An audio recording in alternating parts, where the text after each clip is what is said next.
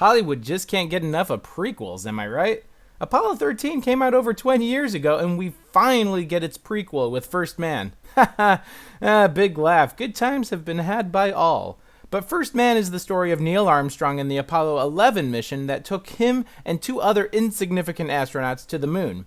As the title suggests, the film's focus is on Armstrong, a portrait of a no-nonsense man who struggles with expressing emotion and his feelings with others since the tragic loss of his young daughter. I like that the story and the drama of his domestic life takes the front seat in this film, but the film is bogged down by curious directorial choices that are repeated to the point that they're noticeably distracting. While First Man does touch on certain aspects of the first moon landing, like the Gemini program, the political and social mood of the nation, the race to beat the Soviets, and the surge of patriotism that came from that accomplishment, the film invests its time on Armstrong, making sure to separate the man from the legend and demonstrate how human he was. This is a man who suffers silently and alone, afraid or incapable of sharing any of the burden or grief with his family, much less his wife.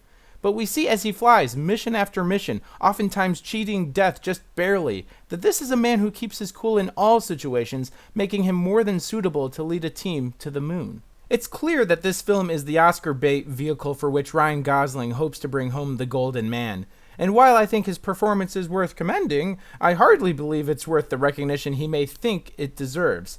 His character is a man who refuses to voice or show his sorrow in front of others, which translates to a man who stares into the middle distance for a majority of the film.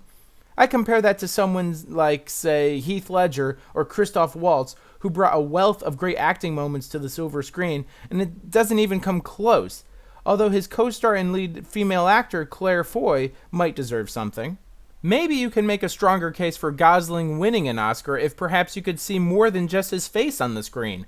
Director Damien Chazelle, who gave us the riveting Whiplash and the Hollywood-flattering movie known as La La Land, departs from his directorial style of those films and delivers a movie that spends perhaps 80% of its runtime with the camera zoomed uncomfortably close to its subjects, rarely showing anything below their shoulders.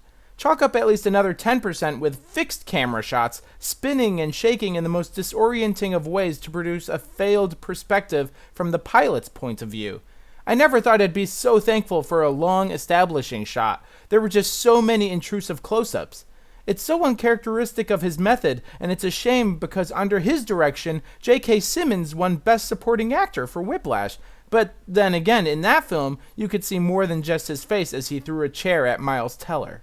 Overall, I enjoyed First Man.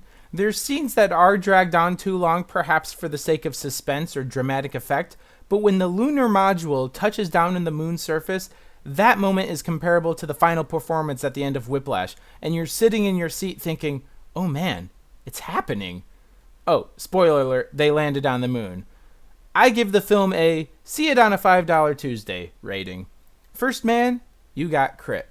Hey, thanks for watching. I hope you enjoyed that video. Please like and subscribe if you want to see more videos and reviews like that. If you have any suggestions for reviews you want to see, feel free to comment below. You can also follow me at YouGotCrit.tumblr.com if you want to see some older reviews and some cartoons of my own design. And thanks again.